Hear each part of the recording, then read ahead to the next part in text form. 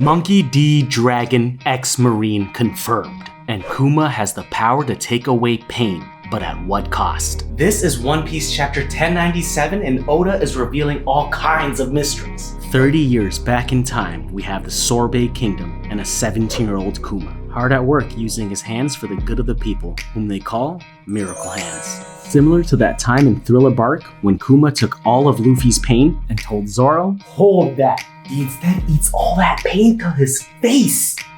Dolo! And take this in, this guy does this every week. Pretty much the nicest, greatest guy ever. Bro, on behalf of all Zoro fans, we forgive you. It's all good. But there's some drama brewing because the citizens are being, you guessed it, chatty patties and complaining that he's making everyone pay taxes. Even the poor, the old, and the sickly. This king, he's the worst. I mean, he's just a terribly fair guy. Bullshit. Anywho, the citizens of the Sorbet Kingdom have had enough and they're ready to switch teams. Little do they know, new King Bakori's got the drop on them. Heard every single word of their ungratefulness. We cut to Jenny crying because she sees the toll that it's taken on Kuma's body. This is how Kuma broke the news to her. How his power is both a blessing and a curse. Every pain I take, a happy person I make. If the pain I don't take, it will just go back. Law of equivalent exchange. So make no mistake, if the pain I don't take, then they will die.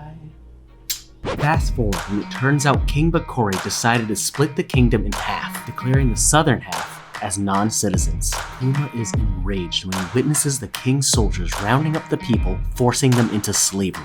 So what does he do? He hits them with an Ursus shock. Of course, this gets him locked up.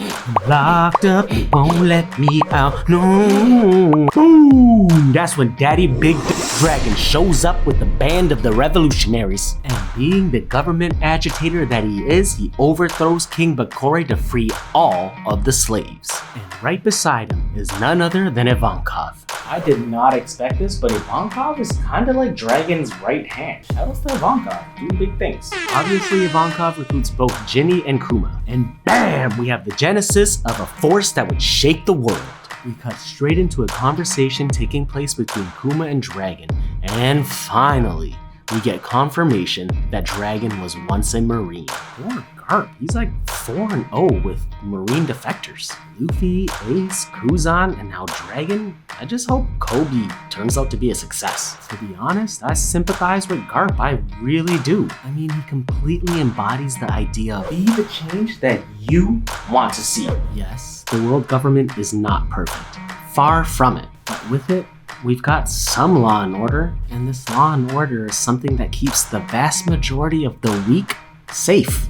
I know it's not all, but it's something. Who knows what kind of destruction and chaos awaits with a bunch of Blackbeards and Rocks pirates running amok without a system keeping them in check. Garp does not look to others for change because he understands that change begins with you. I can only assume that Garp wanted to instill that same philosophy into those boys that he was responsible to raise. With the hope that someday the number of righteous and fair men within the world government will outnumber those that are corrupt and evil. Anywho, the chapter ends with Ginny getting kidnapped by some unknown figure. It could be Akainu, and that would confirm Dragon and his beef theory. I'm also guessing that Kuma only agrees to be a puppet for the world government in order to save Ginny. And obviously, he gets snaked. Let me know what you think, and if you haven't already, hit that like button and subscribe, it's free.